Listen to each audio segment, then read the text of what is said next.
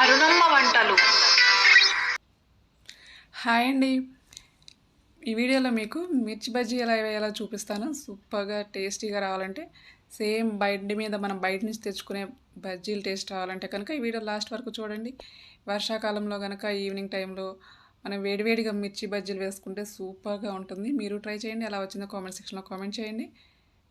ఇలా బజ్జీ మిరపకాయలు తీసుకోవాలి. శుభ్రంగా కడిగేసి తడి ఆరిపోయిన తర్వాత దానికి ఘాట్లు పెట్టుకుని లోపల ఉన్న గింజలన్నింటినీ తీసేయాలి. అన్ని మిర్చీలకి కూడా ఇలాగే కట్ చేసి లోపల గింజల్ని తీసేయాలి. మీకు కనుక ఇష్టమైతే వాము ఉప్పు నూరుకుని దాని లోపల స్టఫ్ చేసుకోవచ్చు. నేనైతే యాస్టీస్కి ఇలాగే వేసేస్తున్నాను. ఇలా అన్ని మిర్చీలకి కూడా ఇలా కట్ చేసుకుని లోపల ఉన్న గింజలన్నింటినీ తీసేసి ఇలా ఉంచుకోవాలి. చూడండి, ఇలా ఘాట్లు పెట్టుకోవాలి అన్నిటికీ. ఇప్పుడు మిక్సింగ్ బౌల్ తీసుకుని దానిలోకి 1 కప్పు శనగపిండిని యాడ్ చేసుకోవాలి. అలాగే 1 స్పూనున్నర బియ్యం పిండి కూడా యాడ్ చేసుకోవాలి. 1 పావు స్పూను వాము, 1 పావు స్పూను కారం, 1 పావు స్పూను బేకింగ్ సోడా, టేస్ట్కి సరిపడా సాల్ట్ వేసుకుని అన్నీ బాగా కలిసే వరకు కలుపుకోవాలి. మీకు కనుక ఈ వీడియో నచ్చితే లైక్ చేయండి, షేర్ చేయండి, సబ్స్క్రైబ్ చేసుకోండి, పక్కనున్న బెల్ మీద ప్రెస్ చేయండి. అలా ప్రెస్ చేస్తే నేను న్యూ వీడియో పోస్ట్ చేయగానే మీకు వెంటనే నోటిఫికేషన్ వస్తుంది. మీరు వెంటనే వీడియోని చూడొచ్చు. ఈ పిండిలోకి ఒకేసారి వాటర్ పోయకుండా కొన్ని పోసుకొని పిండిని కలుపుకోవాలి. బాగా జారుగా కలుపుకోకూడదు, కొంచెం థిక్గా కలుపుకుంటే మనకి మిర్చికి పిండి బాగా అంటుకుంటుంది. జారుగా కలపడం వలన పిండి అంతా కూడా జారిపోతుంది, మిర్చి మీద ఎక్కువ పిండి నిలబడదు. కొన్ని వాటర్ పోసుకొని ఉండలు లేకుండా స్మూత్గా అయ్యే వరకు కూడా కలుపుకోవాలి. మీకు మిర్చీలు కనుక ఎల్లో కలర్ రావాలంటే మీరు కారాన్ని అవాయిడ్ చేయండి. చూడండి, కొంచెం వాటర్ పోసుకోవాలి. పోసుకొని స్మూత్గా బ్యాటర్ అంతా స్మూత్గా అయ్యే వరకు కలుపుకోవాలి. చూడండి, ఇలా బాగా ఉండలు లేకుండా ఇలా స్మూత్గా అయ్యే వరకు కలుపుకోండి. చూడండి, ఇలా ఉండాలి కన్సిస్టెన్సీ అనేది. ఇలా ఉంటే మిర్చికి బాగా అంటుకుంటుంది, జారిపోకుండా ఉంటుంది పిండి.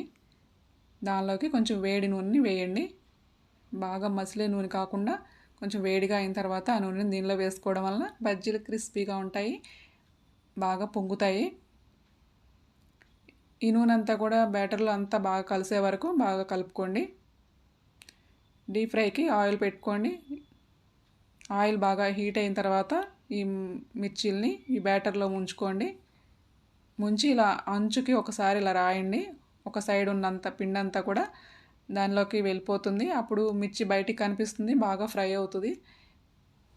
మన అంచుకు కనుక అలా రాయకపోతే మిర్చి లోపల ఉన్న మిర్చి మనకి సరిగా వేగదు, పచ్చిగా ఉంటుంది.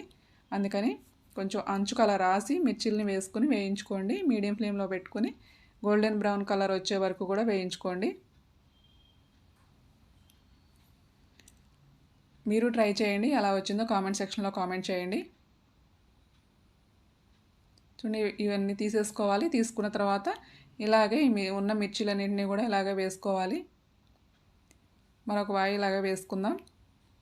ఎన్ని కావాలంటే అన్నీ అలా ఘాట్లు పెట్టుకుని విత్తనాలన్నీ తీసేసి ఇలా వేసుకోండి. మనకి ఫాస్ట్గా అయిపోతుంది. ఎప్పుడన్నా ఎవరన్నా గెస్ట్లు వచ్చినప్పుడు కూడా ఈజీగా ఫాస్ట్గా చేసి పెట్టవచ్చు. ఇంట్లో బజ్జీ మిర్చి ఉంటే చాలు, మనకి ఎప్పుడు కావాలంటే అప్పుడు వేసుకోవచ్చు అనమాట. చాలా సింపుల్గా వేసుకోవచ్చు. చూడండి, అన్ని పక్కల బాగా కలుపుకుంటూ వేయించుకోవాలి. ఇలా కలుపుకుంటూ వేయించుకోకపోతే కనుక ఒక సైడ్ ఎర్రగా ఒక సైడ్ తెల్లగా వచ్చేస్తుంది. అందుకని ఇలా కలుపుకుంటూ వేయించుకోండి. ఈక్వల్గా ఫ్రై అయితే తినడానికి కూడా చాలా టేస్టీగా ఉంటుంది. అంతే, ఎంతో టేస్టీగా ఉండే మిర్చి బజ్జీ రెడీ అయిపోయింది. ఇలా చేసుకుని వర్షాకాలంలో ఎంజాయ్ చేయండి. Thanks for watching.